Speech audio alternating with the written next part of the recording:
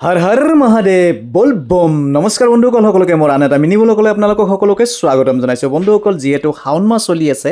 আৰু শাওণ মাহৰ আজি প্ৰথমটো সোমবাৰ সেয়েহে শিৱ বাবাক পানী ঢালিবলৈ আজি আহিলোঁ বঙাইগাঁও জিলা যিটো নেকি অভয়পুৰীত থকা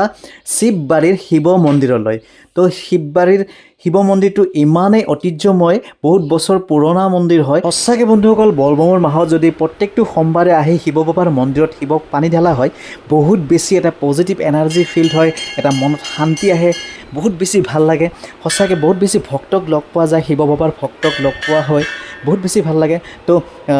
অভয়পুৰীৰ যিটো নেকি ঐতিহ্যময় শিৱ মন্দিৰ শিৱবাৰীৰ শিৱ মন্দিৰ তো শিৱলিংগত যেতিয়া পানী ঢালিবলৈ আহিব ইয়াৰে পূজাৰীয়ে খুব ধুনীয়াকৈ পূজা পাঠ কৰাই দিয়ে পুষ্পাঞ্জলি দি দিয়ে বহুত বেছি ভাল লাগে এটা শান্তিময় পৰিৱেশ আৰু বাহিৰত ধুনীয়াকৈ ধূপচাকি জ্বলাবৰ বাবে জেগা কৰি দিছে তাত খুব ধুনীয়াকৈ ধূপচাকি জ্বলাই পেলাই তাত শিৱ মন্দিৰ আৰু এটা আছে নটৰাজ আছে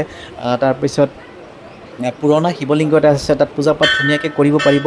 তো বহুত বেছি ভাল লগা এটা পৰিৱেশ হয় সঁচাকৈ বহুত বেছি ভাল লাগিল বন্ধুসকল